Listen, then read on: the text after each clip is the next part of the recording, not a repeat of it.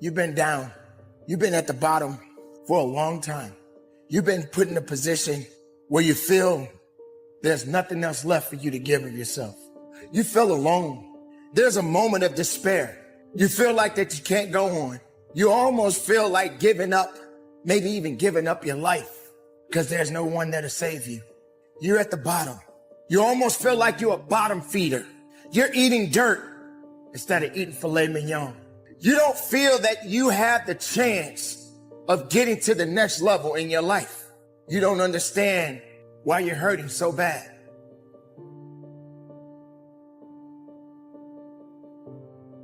You can't even comprehend that every day you start your day, it's always bad things happening instead of something good. You feel that there's no ending to your sorrow. You feel that you can't carry on. The greatest mistake that you made with all of those thoughts in your mind is you never gave yourself a chance just to look up. All you did was look down.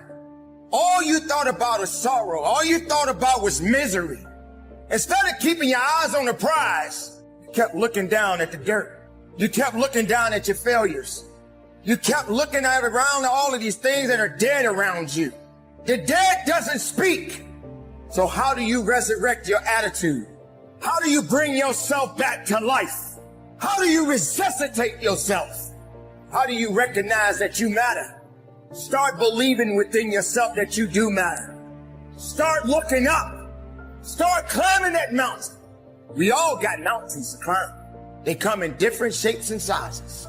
Doesn't matter how strong or how weak you are, you must climb that mountain. Doesn't matter how many times you fall, you must climb that mountain. You may slip a few times, but you must climb that mountain. If you're looking over your shoulder and worrying about who's behind you, how can you focus on what's going on at the top of the mountain?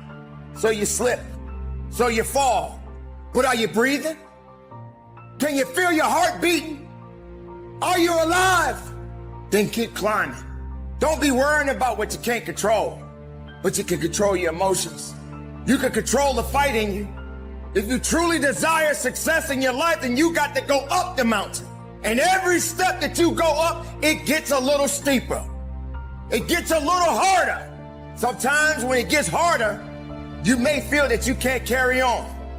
Nobody's gonna save you. Nobody's gonna feel sorry for you right now. You are the last man or last woman standing at this moment. And the only way you can go up is you got to believe that you can go up that mountain. Every desire that you have within your heart, all your struggles, all your love, all your pain, all your hate, everything that puts you in a position that you are in right now, you're either going to use it for the right reasons or it would destroy you. We do have a primal hero deep within us. We are built to be on fire. We're built to be geniuses. We're built to be loving.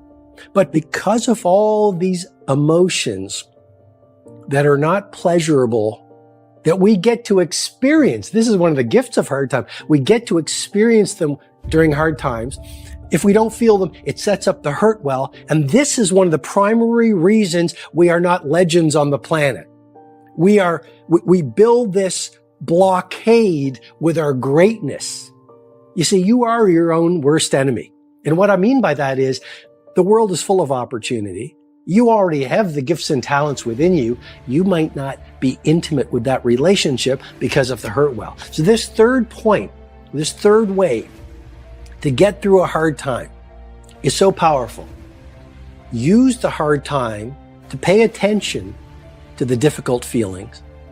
And as you build that awareness of, oh, I'm feeling a lot of pain, or, I'm angry. Don't listen to society that says run away from the feelings. Go right into them. Feel them and then release them. And I could spend a whole hour on this third point, but just remember another thing. Every feeling is old. So if someone has betrayed you, for example, the feelings that you're feeling that you might be projecting and blaming onto that person, well, you wouldn't be feeling those feelings unless they were pre-existing conditions.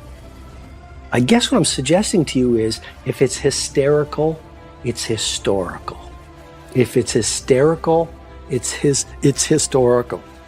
The larger the feeling, the more you know. It probably came from something that happened to you in your childhood. Do you see the gold here?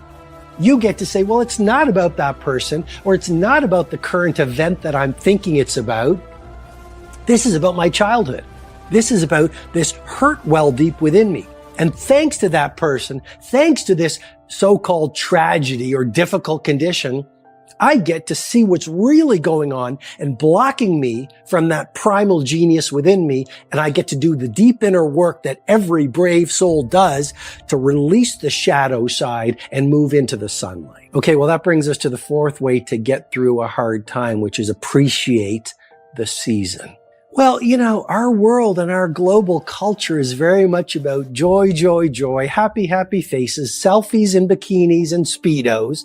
Maybe I'm getting a little too graphic here, but it's all about chasing happiness. What I want to remind you of, because your heart knows the truth, heroes don't just live in the sunshine. What made JFK JFK? What made Mother Teresa Mother Teresa? What made Jean-Michel Basquiat, the great artist, who he was? What makes a titan of industry so powerful? What makes a great humanitarian or a great mother or father or firefighter or a pizza maker who they are is really not who they are in the times when they're at the top of the mountain. We become heroes of our lives by how we endure and navigate the periods that break our hearts. And I suggest to you, with great love and respect, that if you really want to live a rich life, then appreciate the seasons. We all get our times in the sun, and every authentic, real, fully alive human life has those seasons when we're away from the world and we're in the wilderness. Hard work is a product of faith. Faith without works is absolutely dead.